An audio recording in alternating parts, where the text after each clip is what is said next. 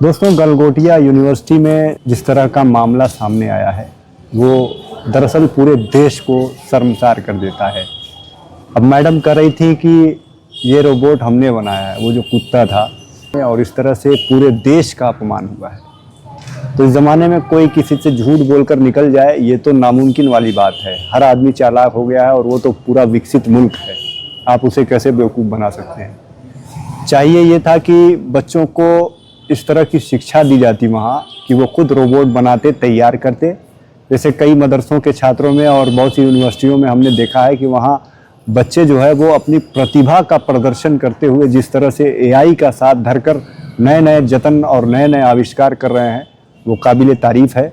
तो इस तरह से इस यूनिवर्सिटी को भी बजाय सिर्फ अपना नाम बजाने के ये काम करना चाहिए था कि अपने स्टूडेंट्स को तैयार करना चाहिए था, न कि फर्जी टीआरपी लेने के लिए इस तरह का कारनामा करना चाहिए था जिससे पूरे देश का अपमान हुआ है।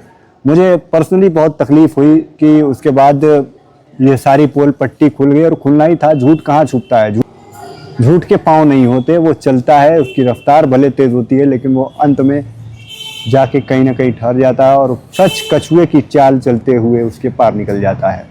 तो हमेशा इस बात का ध्यान रहना चाहिए, देश की कोई भी यूनिवर्सिटी हो, चाहे कोई मदरसा हो चाहे यूनिवर्सिटी हो, यहाँ के छात्रों को अपनी धार्मिक शिक्षा को अलग, आध्यात्मिक शिक्षा को अलग और तकनीकी शिक्षा को अलग रखना होगा।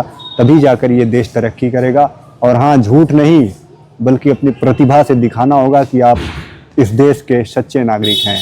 धन्यवाद।